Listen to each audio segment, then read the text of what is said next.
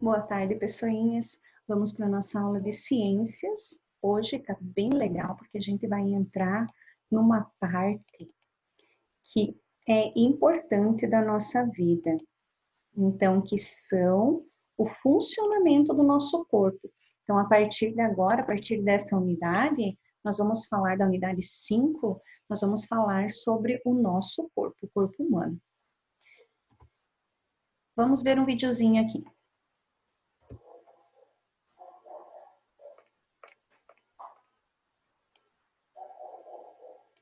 Deixa eu colocar aqui bem no cantinho para vocês assistirem melhor.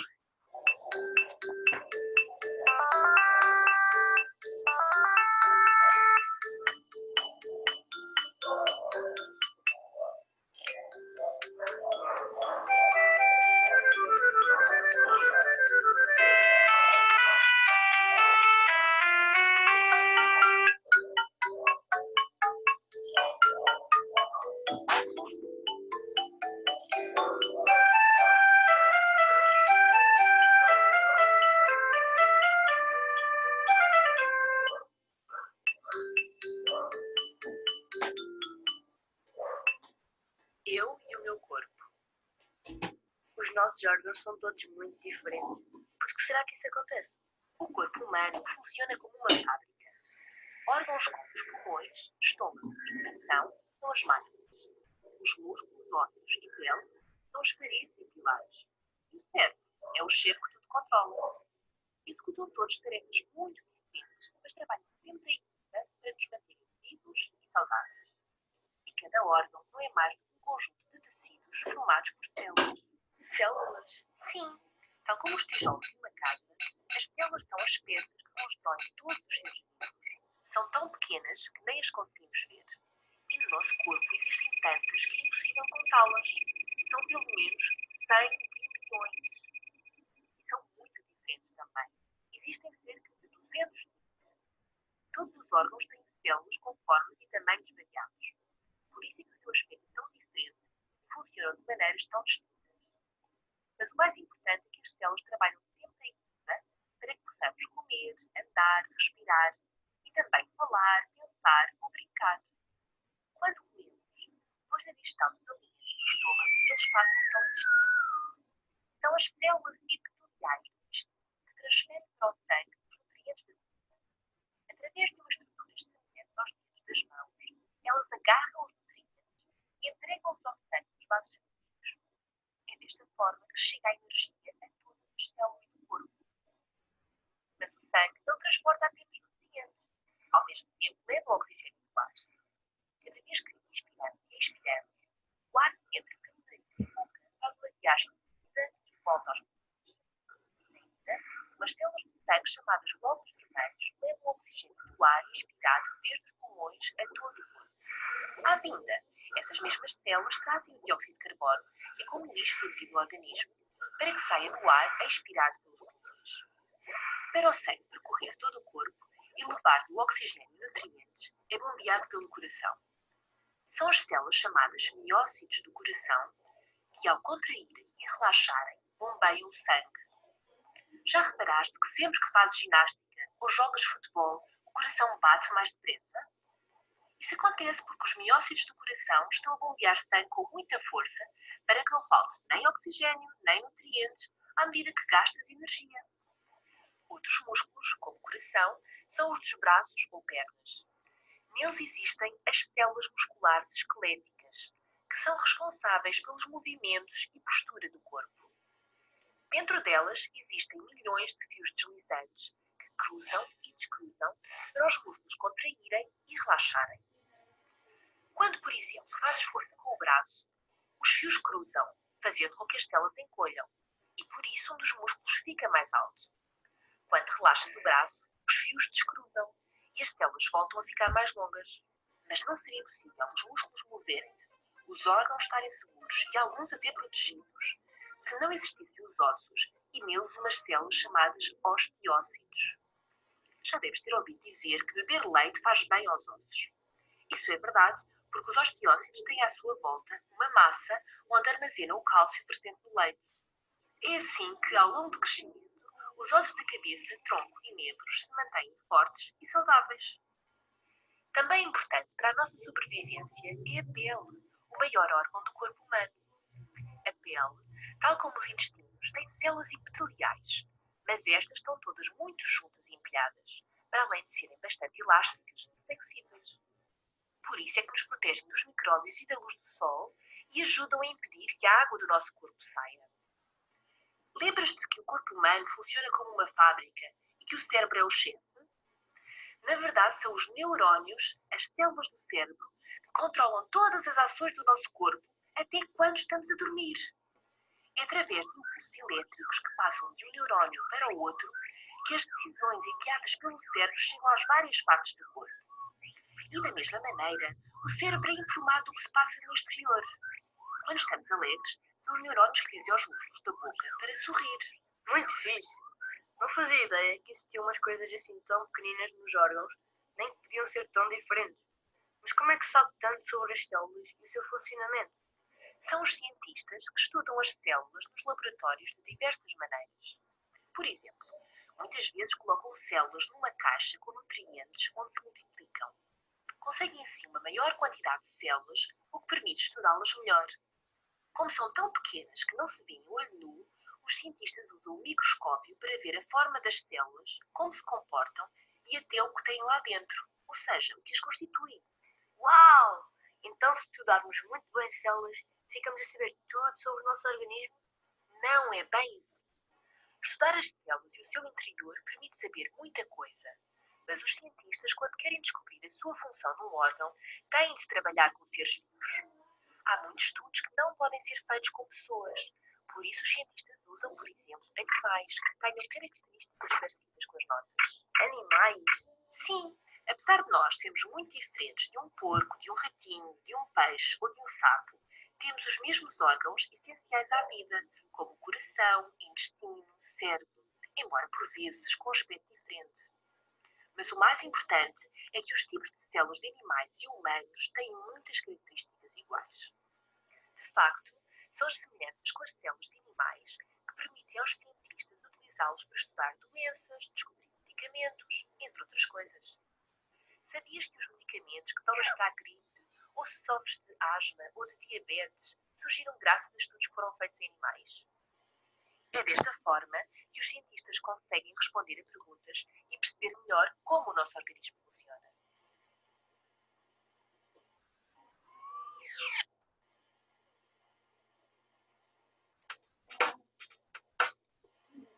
Entenderam? Então, ali ela estava falando, né? Porque não é, eles não pegam seres humanos para fazer uma experiência, né? Desenvolver uma vacina. Eles pegam os animais que têm as mesmas características, né? E tem o pulmão, tem o coração, tem para respirar, né? Tem os intestinos. Então, tem os animais, tem alguns animais que têm as mesmas características do ser humano. Então, por isso que eles pegam esses animaizinhos para fazer as experiências, né? De vacinas, de remédio para gripe, para asma, né? E várias outras coisas. Então, nós vamos começar a unidade 5, o corpo humano, organização e funcionamento. Então, aqui, ele traz alguma coisa sobre os nomes das partes do corpo, características dos seres humanos. Ele não vai trazer, né, como ela mesma falou, cada vez tem um estudo diferente e os cientistas que vão buscar outras informações. Mas, a princípio, a gente vai entender cada partezinha do nosso corpo. Então, ele já tem uma foto ali que fala que é etromicrografia do tecido adiposo. Aumento aproximado de 120 vezes e colorido.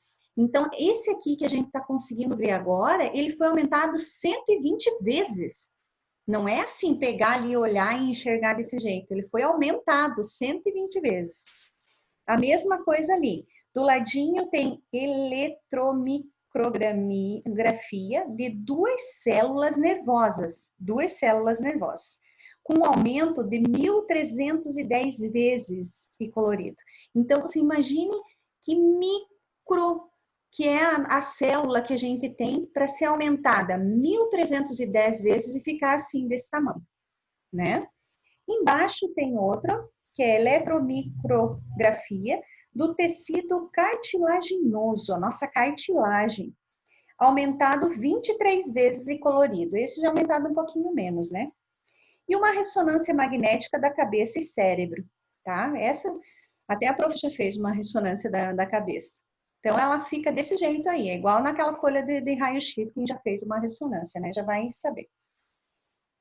Aqui uma pergunta. Do que é composto o nosso corpo? Lá no videozinho falou, né? De muitas partículas chamadas células, né? Então, são milhares de partículas chamadas células. Vamos para a próxima? Então, aqui, célula, unidade básica dos seres vivos. O que você pensa que são células? O que são células, será? A prof vai falar que são estruturas básicas que formam os seres vivos. Então, se a gente não tivesse nenhuma célula, nós não seríamos nada, né? Não tinha como a gente ficar de pé, como levantar, né? Só com os nossos ossos, né? Não tem como. Então, vamos lá. Todos os seres vivos são formados por células, exceto os vírus. As células são geralmente cerca de 100 vezes menores que a cabeça de um alfinete, imagine. Por isso, só podem ser observadas com o auxílio de um microscópio. As células são estruturas básicas do ser vivo. São elas que determinam como serão sua forma e como ele se comporta. A maioria dos seres vivos é formada por um grande número de células diferentes. É o trabalho conjunto dessas células que permite que milhares de reações químicas aconteçam, garantindo dessa forma a realização das funções vitais das espécies. Então, ali do ladinho, naquela parte azul, tem ali detalhe da célula nervosa, com destaque para o núcleo aproximado 1000 vezes e colorido artificialmente. Então, essa é uma célula nervosa que a gente tem. No entanto, existem alguns seres vivos formados por uma única célula, também tem. Por isso que a gente fala que quando eles vão fazer teste, eles têm que se aproximar, pegar algum animalzinho que seja mais próximo do ser humano, né? Ele acaba executando todas as funções para mantê-los com vida. É o caso, por exemplo, da ameba e das bactérias. Essa ameba que está do ladinho ali, ela foi aumentada 30 vezes e colorido artificialmente. No organismo humano, existem aproximadamente 200 tipos de células. Seu tamanho e sua forma variam conforme o trabalho que desempenham. A pele, os músculos, os ossos, os nervos, o sangue, por exemplo, são formados por células. Veja aqui, na página 109 ali, alguns tipos de célula do corpo humano. Então, tem a célula muscular. Em geral, seu formato é alongado, tem a capacidade de contrair-se e em seguida relaxar, possibilitando o movimento muscular. Lembra lá no videozinho, quando ele estava fazendo assim, o músculo levantava, né? Ele mexe, né?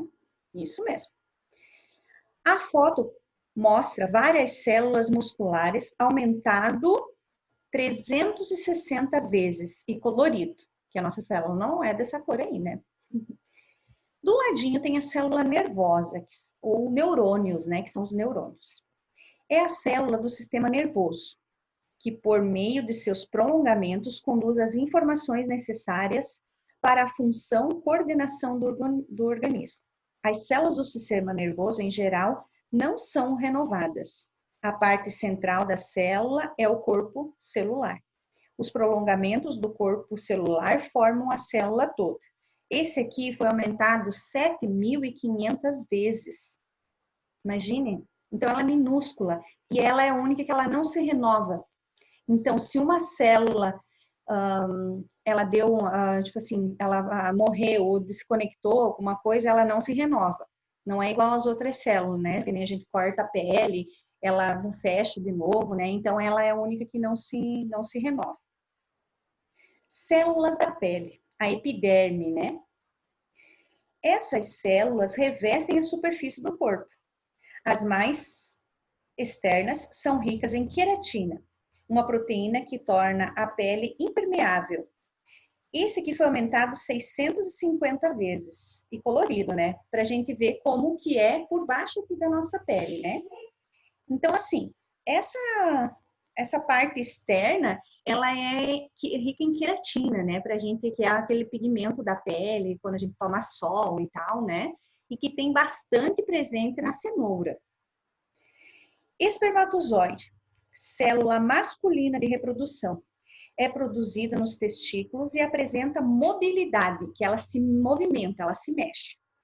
Dessa forma, após introdução no organismo feminino, pode fecundar o óvulo, aproximado 400 vezes e colorido artificialmente. Então, após introduzido no organismo humano, ele vai fecundar o óvulo, que é o bebê, né? Leia para saber mais, lá na página 110. A descoberta da célula. Vimos que as células são minúsculas e por isso só podem ser observadas com auxílio de microscópio, né? O inglês Robert Hooke construiu microscópios mais evoluídos e passou a fazer observação com vários tipos de materiais. Entre eles, observou fatias finas de cortiça, extraídas da casca de determinadas árvores, e percebeu que esse material era formado por caixinhas, que recebem o nome de cells, em inglês que significa pequenas celas ou cavidades. Então, essa aqui é uma parte da célula, parte de uma célula. As partes fundamentais da maioria das células são a membrana celular, o citoplasma e o núcleo. Esse você tem que estudar bastante, porque cai em prova esse daí. Não tem erro, vai cair isso na prova. Sabendo cada um das suas. A membrana é uma película, que é aquela ali que está por fora, né? Aqui, a membrana. Uma película semipermeável que envolve e protege a célula. Sua função é controlar a entrada e a saída de substâncias da célula, aqueles nutrientes, aquelas substâncias que a célula recebe.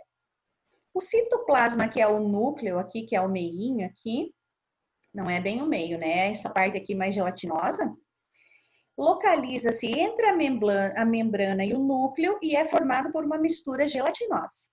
De modo geral, pode-se afirmar que o citoplasma é o local da célula onde ocorre grande parte das reações químicas, além de ser responsável pelo transporte e armazenamento das substâncias do interior celular. O núcleo, que é essa bolinha do centro aqui, geralmente se localiza no centro, núcleo, né, centro da célula e coordena todas as suas funções. No interior do núcleo estão os genes, unidades hereditárias que contêm informações genéticas. Dentro desse vai dizer se o meu pai, meu avô, minha mãe tem olho azul, eu também vou ter olho azul. Ali dentro tá os genes, né? Hereditários que passam de pai para filho e tal, né? O mesmo tipo sanguíneo. Então assim vai. Hereditário o que quer dizer? Transmitindo por herança de pais para filhos. E informações genéticas é os dados que ajudam a determinar as características do organismo. Aí vocês vão responder. O que garante o funcionamento das funções vitais nos organismos vivos? Está lá no texto. Dê exemplo de um tipo de célula do organismo humano e escreva sua função. Um tipo das células ali que a gente estudou e escreva a função dela. Faça o desenho de uma célula qualquer do organismo humano no caderno, coloque o nome de suas partes e depois explique a função de cada uma delas. Então, vocês vão colocar lá uma membrana celular e daí vão colocar lá membrana, citoplasma e núcleo. Podem escolher qualquer uma das células, mas tem que fazer isso, tem que colocar o nome bem certinho no caderno de ciências. Você acha que uma célula pode exercer todas as suas funções sozinha? Pensa e responde. Aqui tem mais um videozinho para vocês. Deixa eu tirar aqui bem. Vamos lá.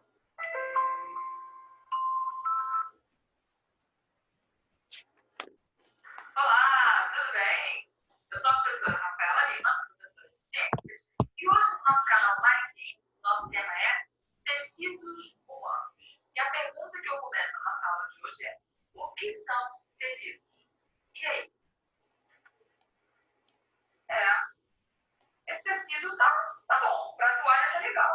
Tá legal. Gostei. Esse tecido pra dormir tá ótimo. Ai, que bobeira, né?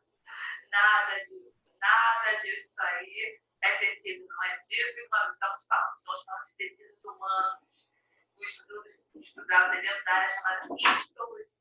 E aí?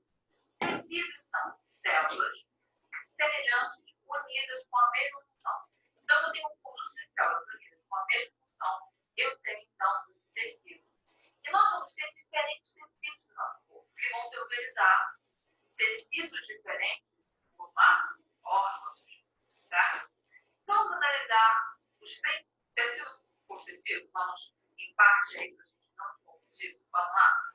O primeiro tecido que a gente vai falar hoje é o tecido epitelial, que é um tecido com uma principal função de revestimento. É o tecido que está revestindo tanto a parte externa do nosso corpo quanto a parte interna do nosso corpo. Quais as características do tecido epitelial? Dê uma olhada nessa imagem aí. Está vendo essa imagem real? Cada bolinha dessa aí é uma célula. Está vendo que as células são bem unidas, bem juntinhas aí umas das outras? Esse é o tecido epitelial. Essa é uma característica do tecido epitelial. As células elas são unidas com pouquíssima matriz extracelular entre eles, de pouquíssimo material entre eles. São células bem unidas, ligadas. Além disso, outra característica do tecido epitelial é que não é um tecido avascular. Não é um tecido que tem sangue, não tem vasos sanguíneos, é um tecido avascular, não tem nervos. Não sei se já mostrou com você tem um raladinho assim na pele. Muitas vezes que nem sai sangue, ou está dando saiu, tá?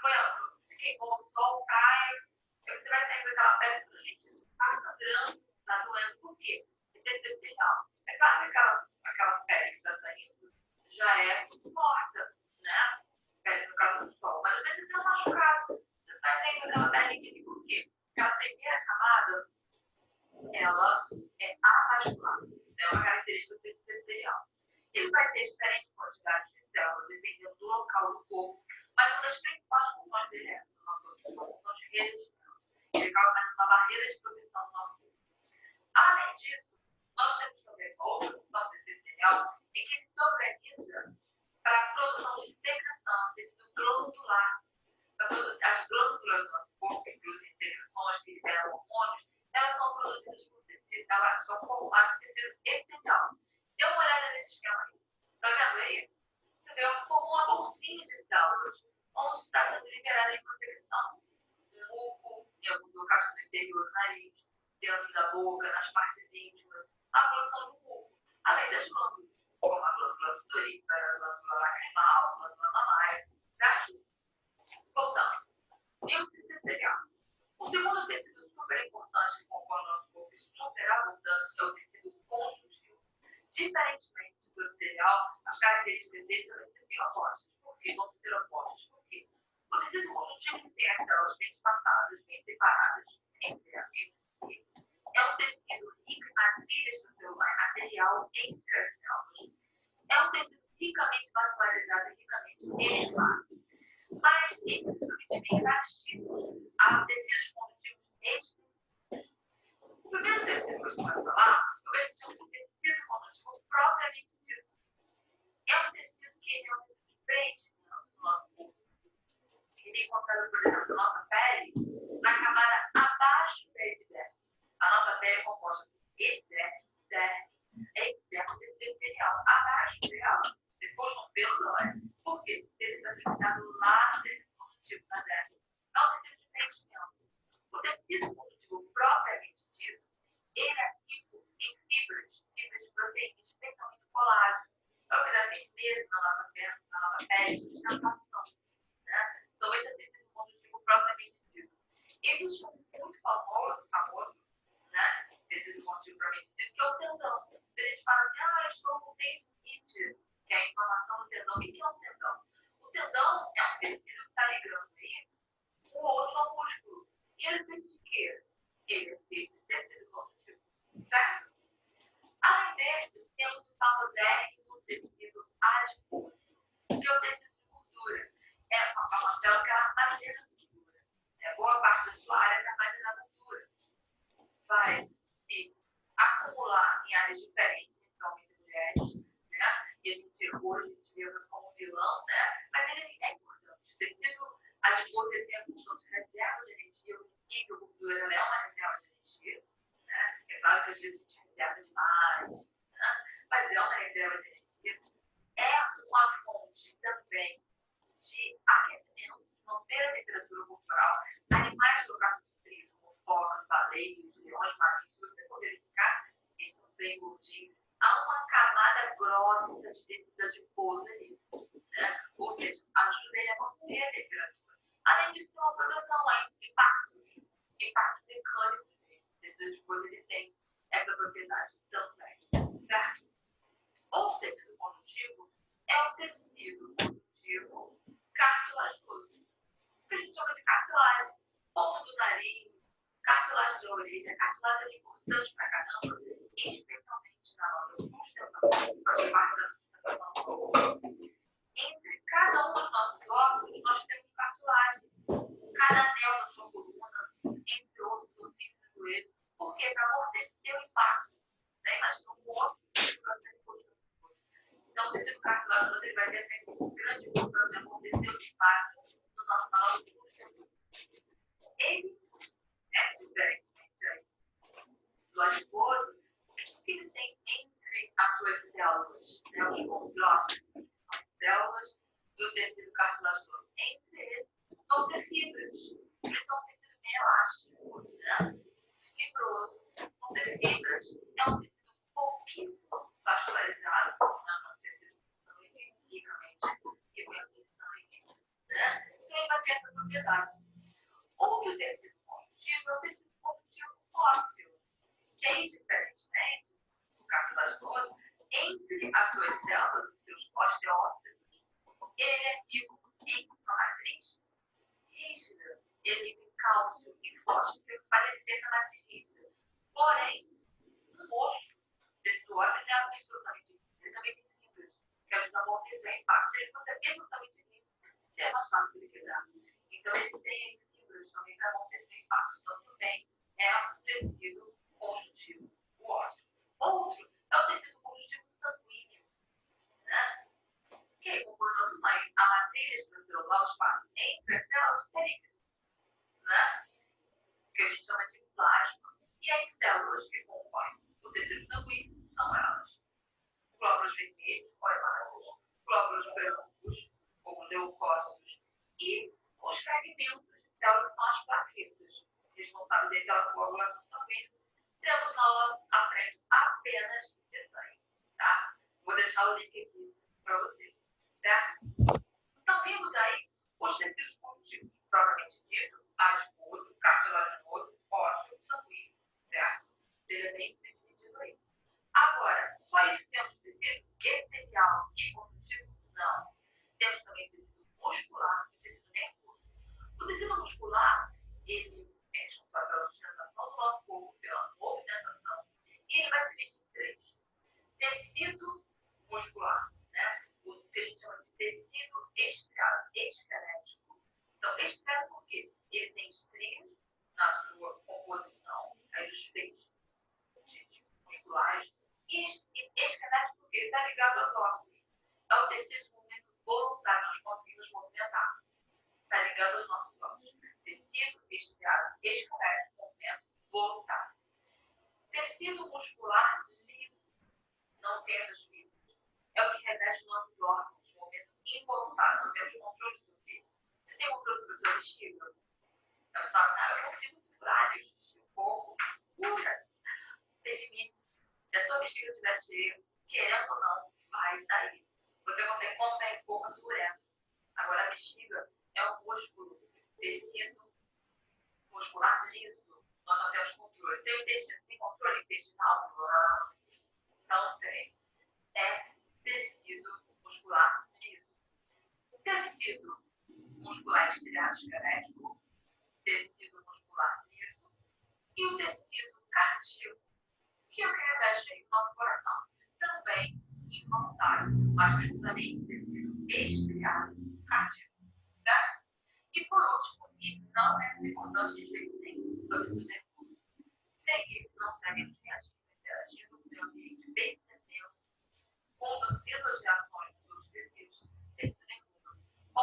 aí dos neurônios, milhões deles. Os neurônios vão estar transmitindo informações, maiores detalhes sobre ele. Deixa eu dizer para você, da aula de sistema nervoso. E além do neurônio, não é só de neurônio que é composto por esse nervoso, é também das células da glia, onde dando suporte e nutrição aos neurônios, certo? Então, revisado aí, humanos, revisado, tranquilo. Então, ficamos por aqui na nossa aula de hoje. Até a próxima. Curta nosso vídeo, se inscreve no nosso canal e siga e acompanhe as nossas aulas, certo? Isso, né, gente? Então, ela falou um pouquinho de cada tecido. Então, todos os tecidos têm a mesma função. Lá na página 112, ela mesma acabou de falar, né? Não. Cada um tem funções diferentes. Todos eles têm uma função diferente do nosso corpo. Então, ali tem um grupo de células semelhantes a que realiza a mesma função no organismo, é chamado de tecido.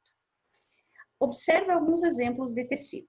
Tecido epitelial, que é o que ela falou por primeiro. Sua função principal é revestir partes do corpo, formando, por exemplo, a pele. Também reveste as partes internas de alguns órgãos, como o estômago e o intestino.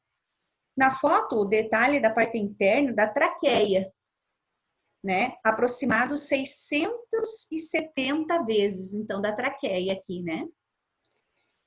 Do ladinho tem o tecido muscular, que é constituído por células alongadas que formam os músculos. São células que permitem o músculo se contrair e depois relaxar, que a gente viu lá atrás. Voltando ao seu tamanho inicial. O tecido muscular está presente em toda a musculatura, incluindo o coração, língua e bexiga. A língua é um músculo, ela não tem ossos, não tem nada, é um músculo, né? Esse aqui é o aumentado 330 vezes esse músculo, tá? 360 vezes e colorido artificialmente. Logo embaixo tem o tecido conjuntivo. Tem por função ligar e sustentar os órgãos e outros tecidos. O sangue, os tendões e os ossos, por exemplo, são formados por tecidos conjuntivos, denominados tecidos sanguíneos, cartilaginoso e ósseo, respectivamente. Esse aqui foi aumentado 26.000 vezes e colorido artificialmente. Do ladinho tem o tecido nervoso. Encontrado no sistema nervoso, é responsável por transmitir, por exemplo, informações aos nossos órgãos dos sentidos. Visão, audição, olfato, paladar e tato. Ao sistema nervoso, que recebe, interpreta e elabora as respostas necessárias. Esse aqui foi aumentado 520 vezes. Então, eu como uma comida salgada, com sal, o meu tecido nervoso que vai reter essa informação e vai dizer que eu estou comendo alguma coisa com sal. E a mesma coisa com açúcar, entendeu? Não é que a gente sente aqui, ele vai lá para o nosso tecido nervoso, que os neurônios ali que mandam, que eles são responsáveis por transmitir essas informações para a gente. Interessante, né? Outra dica também. Aqui vai cair na prova quando a gente voltar. Tecidos. Os tecidos, o que compõe, tá? Então, ó, estudar. Lá na página 113 tem as perguntinhas, né? Podemos afirmar que existem diversos tipos de tecido? Justifique. Os tecidos também têm funções variadas? Tá ali, né? Do ladinho, é só ler, né? Com certeza, né, gente? E embaixo, os órgãos. Que órgãos do nosso corpo você conhece? Que órgãos do nosso corpo você conhece? Né? A gente conhece todos, né? Através de fotos, a gente não está olhando dentro da gente, né? Mas através de fotos a gente conhece, né? O conjunto de tecidos forma os órgãos. Cada órgão realiza uma função ou mais funções específicas no organismo. O estômago, por exemplo, é um órgão. Sua função é produzir o suco digestivo e, por meio dos movimentos que o estômago faz, ele mistura o alimento ingerido. Desse modo, ocorrem transformações que tornam o alimento uma mistura mais líquida, facilitando seu trajeto até o intestino. Então, ele fica misturando lá, os nutrientes vão para o lugar que tem que ir, e o restante vira aquele bolo fecal para a gente fazer cocô, né? Evacuar, né? Tranquilo. Releia com seu colega o texto sobre os órgãos e pensa se vocês conhecem outros órgãos e escreva aqui o nome deles. Esses aqui vocês vão fazer para a prof. Vão escrever lá se vocês conhecem um outro órgão que não esteja falado aqui. Aí depois responde lá para a prof. Vamos ver o sistema digestório agora. Olá, pessoal. Nosso resumo, então, de hoje é sobre o sistema digestório. Aqui nós temos, então, as estruturas do sistema digestório humano e as principais funções desse sistema, então, é a transformação, a absorção e a metabolização dos alimentos que ingerimos. Para isso, o sistema digestório conta com processos físicos, a digestão mecânica, e com processos químicos, a digestão química. Vamos ver, então, um pouco do tubo digestório. Ele recebe esse nome porque o caminho que o alimento percorre em forma de tubo, e esse tubo tem início e tem fim. As principais estruturas, então, desse tubo. Então, o tubo inicia na boca, segue pela faringe, pelo esôfago, pelo estômago, pelo intestino delgado, no intestino grosso e finaliza no ânus. Além dessas estruturas, existem glândulas anexas, que é por onde o alimento não passa, mas que produzem substâncias muito importantes no processo digestório. Então, essas estruturas são as glândulas salivares, o fígado, a vesícula biliar e o pâncreas. Vamos lá, então, iniciamos pela boca. Aqui nós temos a estrutura da boca, que a ação dela se completa com a ação das glândulas salivares. Então, na boca ocorre a ingestão do alimento, a digestão mecânica através da mastigação, que é realizada então pelos dentes, pelo movimento da língua e pela saliva, que ajuda a umedecer o alimento, e a digestão química, que ocorre com a saliva, que possui enzimas que começam a digerir o amido, parte do amido que tem no alimento. Após esse bolo alimentar, então, é deglutido e ele vai passar pela faringe e pelo esôfago. Aqui ocorrem movimentos peristálticos. O que são esses movimentos? São movimentos aqui na musculatura lisa do esôfago, que se contrai e relaxa, fazendo com que o alimento siga o sentido correto, né, que é o sentido do estômago. Esse movimento permite que a gente se alimente, inclusive, de cabeça para baixo, e que o alimento vai seguir o seu fluxo. Após o esôfago, então, o alimento, então, o bolo alimentar, né, vai seguir para o estômago. Aqui nós temos, então, as principais partes do estômago, né? Antes dele o esôfago, após o duodeno, que é a primeira parte do intestino delgado. E no estômago ocorre a digestão mecânica, através dos movimentos da musculatura lisa que o envolve, né?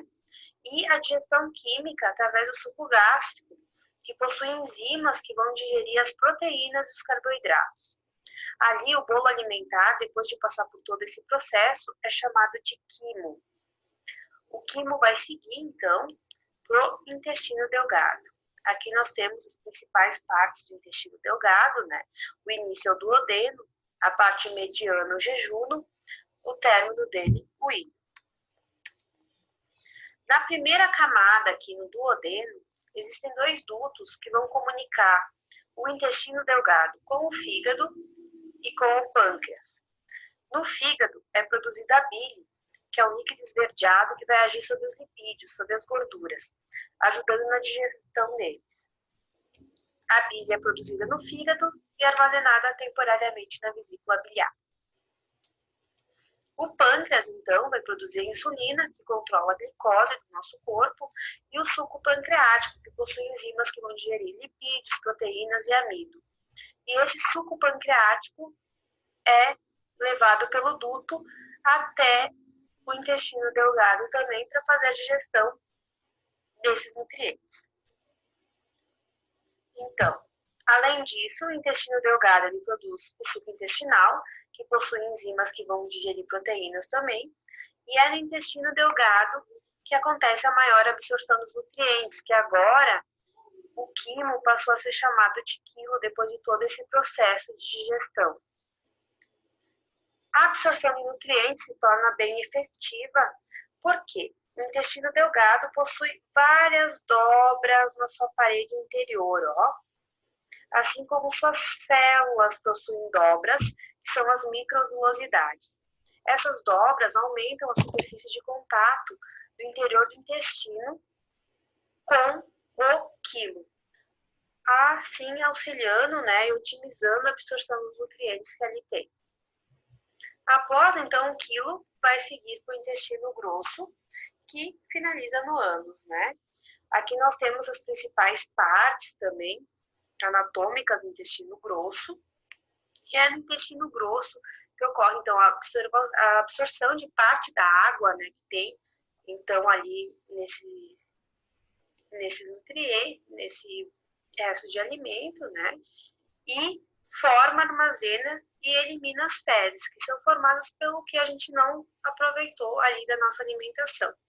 Espero que vocês tenham gostado do resumo sobre o sistema digestório e que aguardem a próxima aula. Até mais! Isso, gente? Então, ela explicou bem detalhado ali cada partezinha do sistema digestório, Então, como a prof falou, esse depois do que a gente come e tal ali, ele vira esse bolo fecal ali, Tudo que não é absorvido pelo organismo vai para o intestino grosso. Então, vai para o intestino grosso, vai para as fezes, porque a gente já aproveitou tudo que tinha do alimento, A gente já pegou os nutrientes, proteínas, lipídios, tudo que tinha do alimento a gente já utilizou. E o restante vai para a gente eliminar. Lá na página 114, sistemas. Será que um sistema exerce somente uma função no organismo ou pode ser responsável por outras mais? O que vocês acham? Tem sistemas que têm mais de uma função, Não são. Tem uns que só fazem uma coisa, mas tem outros que fazem várias funções. O sistema esquelético, por exemplo. Ele é responsável pela sustentação e movimentação do nosso corpo, Porque ele é todo, juntadinho aqui, ele tem várias, até os dedos a gente, mexe tudo. É o sistema esquelético, então ele desenvolve duas funções. Vamos continuar a leitura. O conjunto de órgãos com funções relacionadas forma os sistemas. Existem vários sistemas em nosso corpo. Vamos começar lá. Digestório, cardiovascular, respiratório, urinário, nervoso, esquelético, muscular, articular, genital, órgãos dos sentidos e glândulas endócrinas. 11, ok? Para que nosso organismo seja considerado saudável e funcione de forma equilibrada e harmoniosa, todos os sistemas devem exercer suas funções de maneira integrada. É importante entender que a divisão que fazemos, separando o organismo em órgãos do sistema, tem apenas como objetivo facilitar os estudos, pois o corpo é um todo integrado, formando por partes com diferentes funções, trabalhando em conjunto, e essas partes garantem o funcionamento do organismo. Então, todas essas partes, esses sistemas que a gente chama, eles trabalham todos em conjunto para fazer o funcionamento do organismo. Imagine se só o coração tivesse um dia por semana que só o coração funcionasse e o intestino não funcionasse, Se um dia da semana o pulmão funcionasse e o coração não funcionasse. Não tem como, Então, todos eles têm que trabalhar junto e funcionando perfeitamente para o funcionamento do nosso organismo, para que a gente esteja bem. Sistema digestório, vamos lá. Quanto tempo leva para fazermos a digestão? O que vocês acham? Quanto tempo leva? Eu almocei. Quanto tempo leva para fazer a digestão, para fazer todo esse processo dentro do meu organismo, para retirar todos os nutrientes do alimento que eu ingeri, para depois o que sobrar para as fezes? O que vocês acham? A prof vai falar. 3 horas. 3 horas demora para fazer a digestão do nosso corpo. Ok? Então, o que eu almocei até 3 horas da tarde, ele vai ficar funcionando dentro do meu organismo, retirando nutrientes, proteínas e mais outras coisas, lipídios, gorduras. 3 horas a digestão. Então, se eu comer meio-dia, comer a 1, comer às 2, comer às 3, não dá, né, gente? 3 horas vai estar fazendo o meu organismo vai estar se mexendo para engolir, para mastigar, para dissolver o que eu comi no almoço, tá? Por isso que a gente tem que comer assim um pouquinho, mas de 3 em 3 horas, não antes disso, não ficar comendo o tempo todo, tá? Ok? O alimento é necessário para qualquer ser vivo. A substância contida nos alimentos garantem a formação das células, dos tecidos, dos órgãos e dos sistemas de um organismo, além de contribuir para a sua manutenção. Quando ingerido, o alimento precisa ser transformado para que as substâncias que compõem sejam aproveitadas pelo organismo. E é no sistema digestório que isso acontece, que a prof acabou de falar. Observe a ilustração e veja como se compõe o sistema digestório. Tá vendo ali? Tudo que ela explicou lá, né? O processo da digestão inicia-se na boca. O alimento sólido precisa ser mastigado e triturado para ser engolido. Durante a mastigação, as glândulas salivares produzem a saliva enquanto a gente mastiga. Ela é misturada ao alimento até transformá-lo em uma massa, chamado bolo alimentar. Na saliva, existe um tipo de enzima que ajuda na transformação do alimento. Então, quando a gente vai comer, a gente não coloca o alimento na boca, dá uma mastigadinha e engole. Você sabia, uma curiosidade, a prof vai falar, você sabia que tem que mastigar 33 vezes o alimento antes de engolir? Sabia disso? Fica aí uma dica para vocês. Mas não precisa ficar contando, né? 1, 2, 3, né? Conta mentalmente, né, gente? Mas é 33 vezes, porque a gente tem que mastigar bem o alimento para poder engolir, tá? Para não dar dor de estômago, essas coisas que dá depois do almoço, é porque a gente engoliu inteiro, nem mastigou direito. Enzima, proteínas produzidas por alguns órgãos do corpo humano, capaz de acelerar as transformações químicas, neste caso, a dos alimentos. Então, essa enzima que sai da nossa saliva, ela ajuda a processar o alimento, transformando mais rápido, para tirar esses nutrientes que a gente precisa.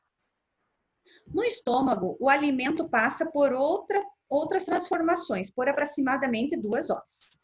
Ao longo desse processo, entra em contato com o suco digestivo, chamado de suco gástrico, que está ali, né? Produzido pelo próprio estômago. Tem o nosso estômago, até quando a gente está assim, tipo, que a gente comeu uma comida que fez mal, dá tipo uma azia, esse é o suco gástrico do nosso estômago. Por meio dos movimentos que o estômago realiza, que ele realiza movimentos, né, involuntários, né, que a gente não tem controle sobre ele. Eu não vou comer o alimento e vou dizer, estômago, agora funciona. Não tem como, né, gente? É involuntário, ele faz sozinho. Ele está dentro ali do nosso organismo e faz sozinho. Por meio dos alimentos, ele é misturado ao alimento que agora, bem transformado, semilíquido, já está quase líquido, é enviado para o intestino delgado primeiro. Então, ele passou pelo estômago e vai para o intestino delgado primeiro. É no intestino delgado que a digestão se completa. Para isso, o alimento entra em contato com o suco pancreático, que é do pâncreas, produzido a bile, produzida pelo fígado, né? É o suco entérico produzido nas paredes do próprio intestino. O intestino também realiza movimentos, misturando os sucos aos alimentos, o que faz com que esse adquira forma mais líquida.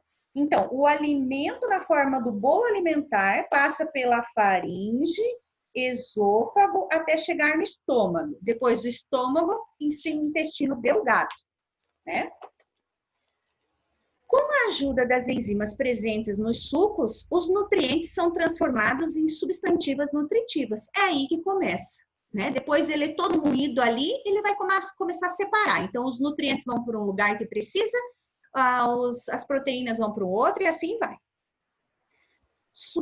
São absorvidas pelas células da parede intestinal e passam para o sangue, né? Então, elas absorvem na parede intestinal e vão para o sangue, que é onde a gente precisa de nutrientes, né? Ok? Por meio da circulação, distribui essas substâncias todas as células do nosso corpo. As substâncias não absorvidas ou não digeridas seguem para o intestino grosso. O que a gente não precisa, vai lá para o intestino grosso. E passam a ter a consistência mais sólida, né? Pois nessa região, a parede intestinal absorve a água. Então, tudo que tiver de água nesse bolo alimentar, ele absorve para o intestino grosso. Fica absorvido ali e ela fica uma massa mais consistente.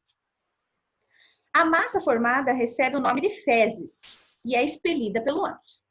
Encerrou. O que eu não usei de nutrientes, proteínas e tal, lipídios, a água também, e o restante eu não tô precisando para o meu corpo, é expelido. No intestino delgado, a digestão se completa. O intestino grosso expele as substâncias não digeridas. Isso aí. Transformações físicas e químicas do alimento. Como vimos, o alimento passa por muitas transformações no tubo digestório.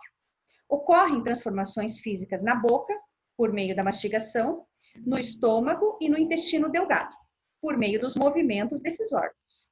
Além disso, os nutrientes retirados dos alimentos são transformados pela ação de enzimas presentes na saliva, no suco gástrico, no suco pancreático, no suco entérico e na bile. A essas transformações chamamos transformações químicas, graças às mudanças químicas que ocorrem nos alimentos por ações das enzimas digestivas. Os alimentos e substâncias que não sofrem digestão, as vitaminas, os sais minerais e a água não passam por essas transformações durante o processo de digestão, tá? Vitaminas e sais minerais e água não passam por esse processo. Embora estejam presentes nos alimentos ingeridos, são transportados pela corrente sanguínea e distribuídos por todas as células do corpo. Nos seres humanos, os alimentos fibrosos também não são digeridos, pois não possuímos enzimas capazes de transformá-los. Entretanto, são de grande importância para o nosso organismo, pois ajudam os movimentos intestinais, facilitando a eliminação de fezes. A dica de saúde. Você já deve ter ouvido falar que é preciso mastigar bem os alimentos antes de engoli-los. Mas por que é preciso ter esse cuidado? Como você já sabe, o processo da digestão começa na boca, ao mastigar os alimentos. Produzimos a saliva, que possui enzimas as quais ajudam na transformação do alimento. Assim, bem triturados, os alimentos auxiliam na digestão que ocorre lá no estômago, bem como facilitam na absorção desses nutrientes neles contidos, os nutrientes que tem neles. Além disso, a mastigação mais lenta proporciona ao cérebro o tempo necessário para transmitir a informação de que já estamos bem satisfeitos. Se a gente comer muito rápido, engolir ali, ele vai achar que a gente está ainda com fome, daí nós vamos repetir, vamos comer mais. E se a gente comer na porção certa, o que a gente precisa, a gente comer devagar, ele vai entender que a gente já está satisfeito, a hora que a gente já está satisfeito. Nos fazendo comer menos, inclusive doces, que é bom para evitar as cáries. Eu também não gosto de doce. Procure também comer em um ambiente tranquilo, sentado à mesa, né? Com a coluna ereta, né? Coluna certinha ali, comendo, né? Normal, né? Não sentado lá no sofá, sentado lá e comendo assim, assistindo, sentado na cama. Não dá, né, gente? A refeição tem que ser feita à mesa, tá? A refeição deve ser feita à mesa. Lanchinho, uma bolachinha que comer, pode fazer no sofá, na cama, onde tiver. Refeição na mesa, né? Agindo assim, você estará colaborando com a sua saúde. E agora, a atividadezinha, né, Cadê meu mouse? A atividade da parte que nós estudamos. Sua vez. Observe a ilustração e enumere a etapa da digestão na sequência em que ela se dá. Número 1, o que que é? Do intestino grosso que não utilizamos é eliminado em forma de fezes? Não, né, gente? Olhar o número e colocar do ladinho ali qual que é. No final da digestão, os nutrientes são distribuídos para todo o corpo, por meio do sangue bombeado pelo nosso coração. Procure saber que tipos de alimentos são ricos em fibra. E escreva abaixo. A prof só quer que vocês procurem alimentos ricos em fibras. Busca lá na internet alimentos que são ricos em fibras. E vão colocar ali.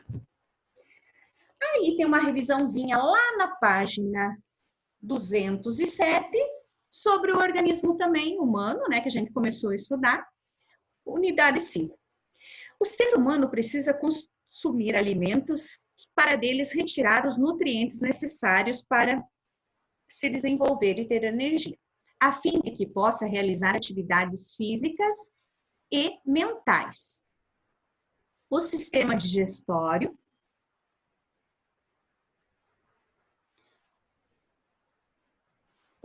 digestório é responsável por essa tarefa.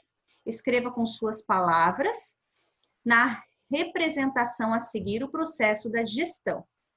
Então, aqui, vocês vão escrever ali, e aqui lembra de colocar a data sempre para prof, tá? E no final da digestão, os nutrientes são absorvidos para o corpo por meio do sangue que é bombeado no coração. É isso. Ok, pessoal? Fiquem bem. Agora vamos para a geografia.